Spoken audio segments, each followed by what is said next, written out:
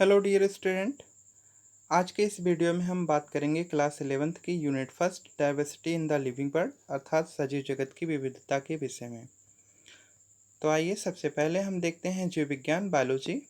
तो biology Greek शब्द है जिसमें बायोस का अर्थ होता है लाइफ अर्थात जीवन और लागस का अर्थ होता है स्टडी अर्थात अध्ययन। जीव विज्ञान के अध्ययन को ही हम बायोलॉजी कहते हैं। और बायोलॉजी शब्द का प्रयोग जो किया था सबसे पहले वो जीन बैप्टिस्ट डी लैमार्क तथा गोटफ्राइड ट्रेविलियनस नाम के वैज्ञानिक ने 1802 में किया था। यदि हम बात करें बायोलॉजी के जनक की तो इसके जनक अरस्तु हैं। अरस्तु को फादर ऑफ बायोलॉजी कहा जाता है। विज्ञान की वह शाखा जो जीवधारियों के अध्ययन से संबंधित होती है उसे जीव विज्ञान और अर्थात बायोलॉजी कहते हैं। और बायोलॉजी को खास रूप से दो भागों में बांटा गया है, जिसमें जो सबसे पहला भाग है इसको हम जूलॉजी कहते हैं अर्थात जंतु विज्ञान कहते हैं। इसमें जून जून का अर्थ होता है एन एनिमल और लागस का अर्थ होता है डिस्कस या फिर स्टडी अर्थात जंतुओं के अध्ययन को ही हम क्या कहते हैं, जंतु विज्ञान कहते हैं। और इसके भी जनक अरस्तु ही हैं। साथ ही जो दूसरा भाग है इसका, इसमें खास रूप से हम देखते हैं बॉटनी। और बॉटनी का सामान्य अर्थ होता है इस यह बॉटन से बना है जिसमें हर्ब या फिर प्लांट, हिंदी में से हम शाक या वनस्पति का अध्ययन भी कहते हैं। तो इसके जनक कौन है? थियोफ्रेस्टस। थियोफ्रेस्टस को फादर ऑफ बॉटनी कहा जाता है। अब हम देखेंगे जीवधारियों के कुछ सामान्य लक्षण के विषय में। तो इसमें सबसे पहले हम आपसे बात करेंगे जीवन चक्र की। तो जीवन चक्र क्या होता है? तो जीवन चक्र हम सिंपल कह सकते हैं, जीवधारियों में जन्म से मृत्यु तक का जो समय होता है उसी को लाइफ साइकिल जीवन चक्र कहा जाता है। इस समय जीवधारी क्या करता है?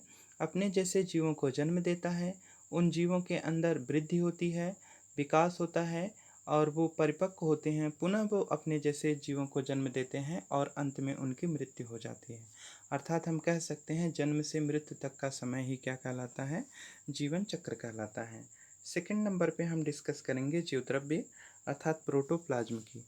तो प्रोटोप्लाज्म में जो प्रोटोप्लाज्म है इसका अगर हम शाब्दिक अर्थ देखें तो प्रोटोस का मतलब होता है फर्स्ट और प्लाज्मा का मतलब होता है फॉर्म। तो प्रोटोप्लाज्म को हम जीवद्रव्य इसलिए कहते हैं क्योंकि यही क्या है, हक्सले के शब्दों में इसे जीवन का भौतिक आधार भी कहा जाता है।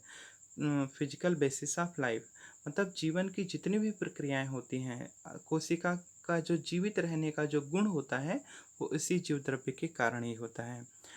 जैसा कि वायरस के विषय में आप सुन रहे हैं, देख रहे हैं, तो वायरस की जो सबसे खास बात होती है कि वो नॉन लिविंग भी होता है, साथ ही उसमें लिविंग कैरेक्टर भी होते हैं। परंतु वो नॉन लिविंग तब तक होता है जब तक वो किसी जीव के अंदर या किसी एनिमल या प्लांट के अंदर प्रवेश नहीं करता है। और ऐसा इस वजह से क्योंकि उसके अंदर जीव द्रव्य नहीं पाया जाता है। और जब वो किसी जीवधारी के शरीर के अंदर प्रवेश करता है तो उसे उस कोशिका का जीवद्रव्य प्राप्त हो जाता है, जिस कारण से वह अपनी संख्या को बढ़ाने लगता है। अब हम देखेंगे कोशिका संरचना सेल स्ट्रक्चर के विषय में। तो संसार के जितने भी प्राणी होते हैं उन सब का निर्माण कोशिकाओं से ही होता है। कुछ प्राणी एक कोश की होते हैं तो उन्हें हम यूनिसेलुलर कह देते हैं, कुछ अकोशिकीय होते हैं तो उन्हें एसेलुलर कह दिया जाता है। इसी तरह से कुछ प्राणी जो होते हैं वो बहुकोशिकीय होते हैं तो उन्हें हम बहुकोशिकीय जीव कहते हैं, मल्टीसेलुलर ऑर्गेनिज्म कह देते हैं। कोशिकाएं ही जीवन की सबसे छोटी इकाई होती हैं अर्थात इनमें जीवन की जितने भी गुण होते हैं, जितनी भी क्रियाएं होती हैं वो सारी की सारी निहित होती हैं। अब हम डिस्कस करेंगे उपापचय मेटाबॉलिज्म के विषय में। तो ये उपापचय क्या होता है?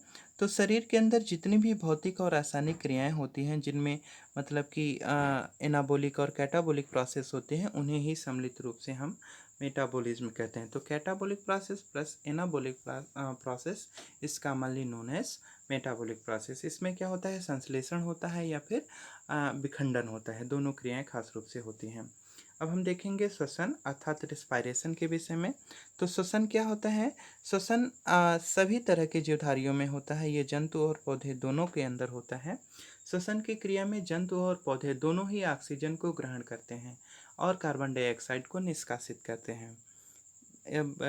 पौधे के केस में क्या होता है कि पौधे दिन के समय और रात के समय दोनों टाइम पे ऑक्सीजन लेते हैं, परंतु वे दिन के समय ऑक्सीजन को निष्कासित भी करते हैं।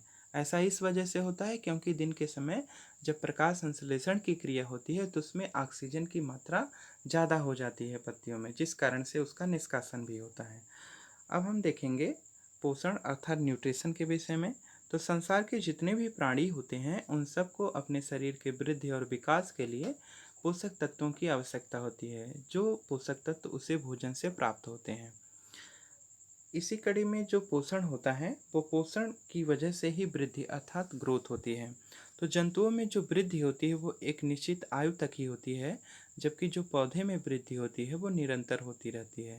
मतलब जब तक पौधे हरे भरे रहते हैं तब तक उनमें वृद्धि और विकास होता रहता है। अब हम देखेंगे इसमें जो प्रजनन होता है वो क्या है।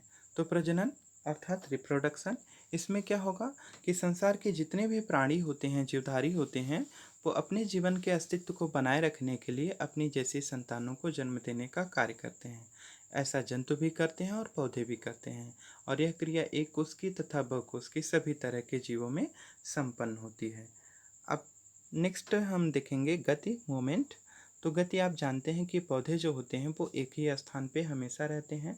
तो अर्थात उनमें जो गति होती है वो नाम मात्र की होती है, जिसमें हवा के चलने से, आंधी और तूफान के चलने से उनकी शाखाएं, उनकी पत्तियां ही थोड़ी सी हिलडुल पाती हैं। जबकि जो जंतु होते हैं वो अपनी आवश्यकताओं की पूर्ति के लिए एक स्थान से दूसरे स्थान तक गति करते हैं। संवेदनशीलता की बात करेंगे। तो संवेदनशीलता, सेंसिटिविटी क्या होती है। तो संसार के जितने भी प्राणी होते हैं वो वायुमंडल के अंदर जो भी परिवर्तन होते हैं वो उसके प्रति काफ़ी सेंसिटिव होते हैं। जैसे आपने छुई मुई का पौधा देखा होगा, अगर उसे हम टच करते हैं तो वो अपनी पत्तियों को सिकोड़ लेता है। और इसी तरह से हमारे शरीर के अंदर 5 तरह के संवेदी अंग पाए जाते हैं: आँख, कान, नाक, त्वचा, जीभ। ये क्या करते हैं, जैसे आँख से हम देखने का कार्य करते हैं, नाक से सूंघने का काम करते हैं, कान से सुनने का काम करते हैं, उसी तरह से जिह्वा जो होती है वो अच्छे बुरे टेस्ट को पता करने का काम करती है। तो इसे ही हम संवेदनशीलता, सेंसिटिविटी कहते हैं। इसी कड़ी में देखेंगे अनुकूलनशीलता, एडाप्टेबिलिटी क्या होती है। तो एडाप्टेबिलिटी में क्या होता है कि पर्यावरण या वातावरण के अंदर जो भी परिवर्तन होता है उसके अनुसार जीवधारी अपनी जैविक क्रियाओं में परिवर्तन कर लेते हैं, अर्थात वो इन्वायरमेंट के प्रति अनुकूल हो जाते हैं, अपने आप को बदल लेते हैं। यही क्रिया एडाप्टेबिलिटी, अनुकूलनशीलता कहलाती है। जैसा कि आप ऐसे समझ सकते हैं कि अगर हम किसी एक स्थान से दूसरे स्थान पे जाते हैं, किसी दूसरे के यहाँ रहने के लिए जाते हैं, तो वहाँ पे पहले हमें कुछ दिनों तक कम सही लगता है। जब ज़्यादा दिनों तक वहीं पे अगर हमें रहना होता है तो वहाँ के लोगों से थोड़ी जान पहचान हो जाती है, वहाँ के लोगों के साथ थोड़ा घुल मिल जाते हैं, तो वहाँ का माहौल जो होता है उस माहौल के अनुसार हम अपने आप को ढाल लेते हैं। यही अनुकूलनशीलता या एडाप्टेबिलिटी कही जाएगी। अब इसी कड़ी में हम देखेंगे उत्सर्जन, एक्सक्रीशन क्या होता है। तो जीवधारियों के शरीर के अंदर जो भी पोषण और पाचन के पश्चात जो भी हानिकारक और अपशिष्ट पदार्थों का निर्माण होता है, उसे वो शरीर के माध्यम से, जो विशेष अंग होते हैं शरीर के अंदर, उनके माध्यम से मलमूत्र के रूप में, खास रूप से पसीने के रूप में वो शरीर से उसे बाहर निकाल देते हैं। तो इन्हीं उत्सर्जी हानिकारक पदार्थों को उत्सर्जी पदार्थ, और ये जो पूरी प्रक्रिया होती है इसे उत्सर्जन कहते हैं। आकृति एवं माप क्या होती है। तो संसार के जितने भी प्राणी होते हैं उन सभी प्राणियों का एक निश्चित आकार और एक निश्चित माप होती है। तो जैसे आप मनुष्य का अगर हम नाम लें तो इसमें ऑटोमेटिक आपके माइंड में उसका पूरा फिगर आ जाता है। इसी तरह से अगर हम बात करें पौधों की तो आप ऑटोमेटिक समझ जाते हैं कि पौधे किस तरह से होते हैं। तो इस तरह से अब हम देखेंगे जैव विकास। तो जैव विकास क्या होता है। जैव विकास खास रूप से संसार के जितने भी प्राणी होते हैं उन सब में होता है, जिसमें उस उनकी शरीर के अंदर थोड़े थोड़े क्रमिक परिवर्तन होते हैं। जैसा कि आप इतिहास में बाकी विषयों में पढ़े हैं कि मनुष्य पहले आदि मानव था, बंदरों जैसा था, लेकिन आज तो मानव बंदर जैसा नहीं दिखता है, वो बंदरों से काफ़ी डिफरेंट है, काफ़ी अलग है। तो ऐसा किस वजह से हुआ। ऐसा जैव विकास के कारण हुआ। और आपको पता होना चाहिए कि संसार के जितने भी प्राणी होते हैं उन सब की उत्पत्ति एक ही कोशिका से हुई है। तो सोचने वाली बात यह है कि एक कोशिका से कैसे अ, अब लाखों तरह की प्रजातियों का निर्माण हुआ। तो ये परिणाम जैव विकास का ही है। इसी स्थिति में हम डिस्कस करेंगे समस्थैतिकता होम्योस्टैसिस की। तो होम्योस्टैसिस क्या होती है, समस्थैतिकता या स्थैतिकता क्या होती है? इसमें शरीर की जो अस्थाई दशा होती है, जिसमें वो पूरी तरह से संतुलित होता है, उसे किसी भी तरह की कोई प्रॉब्लम नहीं होती है, तो उसी को हम होम्योस्टैसिस समस्थैतिकता कहते हैं। अगर हमारे शरीर की यही होम्योस्टैसिस समस्थैतिकता डिस्टर्ब हो जाती है तो ऐसी दशा को ही रोग कहा जाता है, डिजीज कहा जाता है। अब हम देखेंगे पौधों और जंतुओं में क्या अंतर होते हैं, difference between animal and plants. तो इसमें आप देख सकते हैं कि पौधे और जंतु के अंदर कुछ खास रूप से कुछ कारणों से अंतर देखने को मिलता है, जिसमें आप देखेंगे अगर, तो जो पहला इसमें टॉपिक है वो है वृद्धि। तो पौधे में जो वृद्धि होती है वो निरंतर होती है, जबकि जंतुओं में वृद्धि एक निश्चित आयु तक ही होती है। अगर हम बात करें कोशिका भित्ति की, तो कोशिका भित्ति खास रूप से पादप कोशिकाओं में पाई जाती है, जंतु कोशिकाओं में नहीं होती है। इसी तरह से अगर हम देखें पर्णहरिम क्लोरोफिल की, तो क्लोरोफिल भी पादप कोशिकाओं में ही होता है, पेड़ पौधों की पत्तियों में ही खास रूप से पर्णहरिम होता है, जिसकी वजह से पौधे स्वपोषी होते हैं।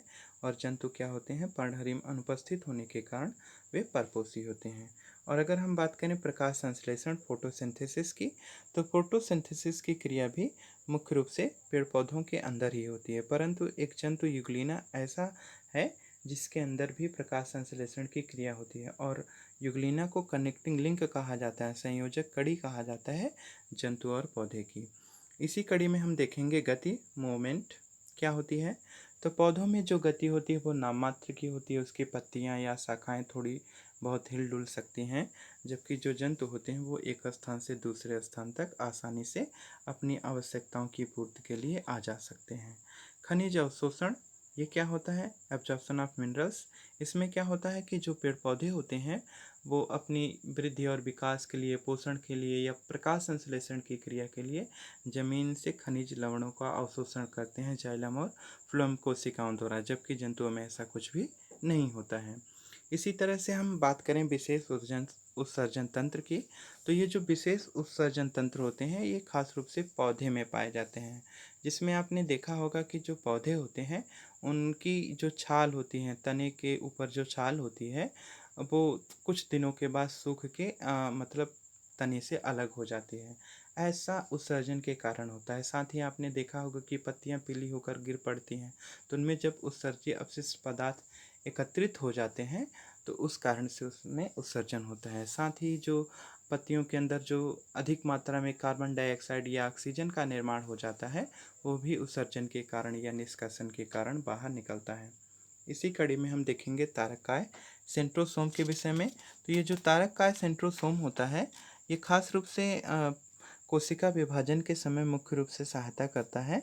जंतु कोशिकाओं में एक तारे के समान संरचना होती है, जो कोशिका विभाजन में मैंने आपको बताया कार्य करने का करता है। और पादप कोशिकाओं में यह सामान्यतः नहीं होता है, परंतु कुछ जो निम्न श्रेणी के पेड़ पौधे होते हैं जैसे शैवाल हुई, कवक हुआ, उसमें इसकी उपस्थिति देखी गई है। इसी कड़ी में हम बात करेंगे लायनकाय अर्थात लाइसोसोम की। तो जंतु कोशिकाओं में लाइसोसोम खास रूप से पाया जाता है, जबकि जो पादप कोशिकाएं होती हैं उसमें ये अनुपस्थित होता है।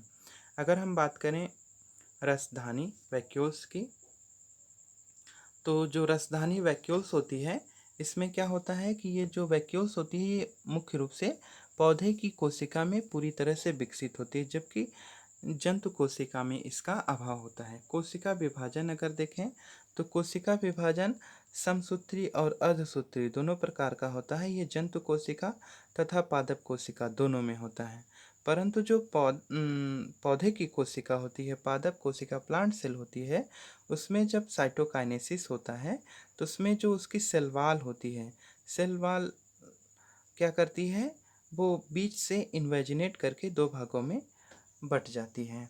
अर्थात उसमें खास रूप से क्या होता है कि सेल प्लेट का फॉर्मेशन होता है, जबकि जो जंतु की कोशिका होती है उसमें क्या होता है कि उसमें सेल प्लेट का फॉर्मेशन नहीं होता है, और उसमें केवल जो साइटोप्लाज्म होता है वो इन्वेजिनेट कर जाती है, सेल मेम्ब्रेन इन्वेजिनेट करके दो भागों में बट जाती है। इसी अब हम देखेंगे कुछ उल्लेखनीय वैज्ञानिक जो कि जीव विज्ञान के क्षेत्र में उनका काफ़ी महत्वपूर्ण योगदान है। तो इसमें हम सबसे पहले बात करेंगे एंड्रियस वेसेलियस की, जिनका जो जीवन काल है वो 1514 से 1564 ईस्वी का है। इन्हें फादर ऑफ मॉडर्न एनाटॉमी कहा जाता है। तो ये मॉडर्न एनाटॉमी, एनाटॉमी का मतलब होता है शरीर की जो आंतरिक संरचना होती है उसके विषय में सबसे पहले जो अध्ययन किया था वो एंड्रियस वेलेसियस नामक साइंटिस्ट ने किया था। इसी कड़ी में हम देखेंगे विलियम हार्वे के विषय में। तो जो विलियम हार्वे का जीवन काल है वो 1578 से 1657 के बीच का है। इन्होंने क्या किया था, खास रूप से सर्कुलेटरी सिस्टम अर्थात परिसंचरण तंत्र का अध्ययन किया, कार्यकी का और एम्ब्रियोलॉजी अर्थात भ्रूण विज्ञान के विषय में सबसे पहले अध्ययन किया और इसके विषय में बताया। इसी तरह से अगर हम देखें रॉबर्ट हुक के विषय में, तो रॉबर्ट हुक के विषय में आप सबको पता होगा कि रॉबर्ट हुक को खास रूप से जाना जाता है कोशिका की खोज के लिए। इन्होंने कोशिका की खोज सबसे पहले सर्वप्रथम 1665 में किया था और इसका उल्लेख इन्होंने अपनी पुस्तक माइक्रोग्राफिया के अंदर किया था। इसी तरह से अगर हम देखें एंटोनी वान लीवेनहॉक, इनका जीवन काल 1632 से 1723 के बीच का है और इन्हें फादर ऑफ माइक्रोबायोलॉजी कहा जाता है। तो जो वायरस है, बैक्टीरिया है, खास रूप से इसकी खोज के लिए इन्हें जाना जाता है और इन्होंने इसके विषय में विस्तृत उल्लेख किया है अपनी किताबों में या अपनी रिसर्च में। अब हम देखेंगे कैरोलस लीनियस के विषय में। तो कैरोलस लीनियस को खास रूप से फादर ऑफ मॉडर्न टेक्सोनॉमी कहा जाता है, अर्थात इन्हें वर्गीकरण विज्ञान का पिता कहा जाता है। तो संसार के जितने भी जीवधारी होते हैं, पेड़ पौधे वनस्पतियाँ, उनका इन्होंने खास रूप से मतलब वर्गीकरण किया। तो जो कि 5 किंगडम ऑफ क्लासिफिकेशन है, उसमें मोनेरा, प्रोटिस्टा, उसके बाद फंजाई है, प्लांटी है, एनिमैलिया है, तो खास रूप से लिनियस के द्वारा ही किया गया है। इसी कड़ी में हम देखेंगे रॉबर्ट ब्राउन, इन्हें न्यूक्लियस की खोज के लिए मुख्य रूप से जाना जाता है। और स्लाइडेंसवान की अगर बात करें तो इन्होंने सेल थियरी अर्थात कोशिका सिद्धांत दिया था और इसका उल्लेख सर्वप्रथम 1839 ईस्वी में किया था। अगर हम बात करें सर ग्रेगर जॉन मेंडल की, इनका जन्म 1822 से 1884 ईस्वी का है।